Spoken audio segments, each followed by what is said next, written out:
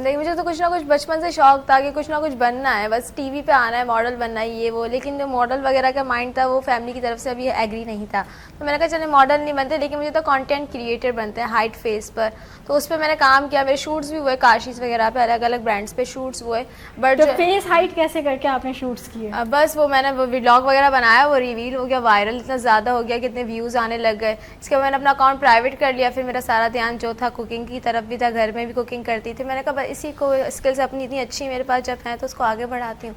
तो मॉडल बनने का जो आपके अंदर एक शौक हुआ, किसी को देख के हुआ या बस वैसे ही? नहीं, मुझे हुआ, इंस्टाग्राम स्क्रॉल करती रहती हूँ सारा दिन। मुझे होता है कि यार ये भी आ रही है, मुझे भी आना चाहिए, और मुझे इस तरह होता है कि सोशल मीडिया पे आना चाहिए। तो अभी तो काफ़ी लड़कियां जो हैं वो अर्न भी कर रही हैं इस तरीके से अपने फॉलोवर्स के थ्रू, और इस तरीके के जो पीआर पैकेजेस होते हैं उसके थ्रू। तो ऐसा कोई फ़ायदा हुआ? पीआर पैकेज तो मुझे भी काफ़ी ज़्यादा आए, अलग अलग ब्रांड्स के आए, बायास के, परफ्यूम्स के, ड्रेस भी आया है। तो करते हैं शूट्स आप? शूट्स करती हूँ, बट उनको मैं बता देती हूँ कि हाइट फेस पर होगा, तो अगर वो एग्री करते हैं तो अपने पीआर्स वगैरह सेंड कर देते हैं। तो कभी लाइफ के अंदर अगर आपको कुकिंग और मॉडलिंग में से कोई एक चीज़ चुनने का मौका मिले, क्या चुनेंगे? मैं कुकिंग ही, अपना होम शेफ दी स्नैक्स वाली को फर्स्ट प्रायोरिटी दूंगी, उसी से मैं अपने लाइफ में आगे बढ़ी। दी स्नैक वाली जो है तो वो क्या सोच के नाम रखा है?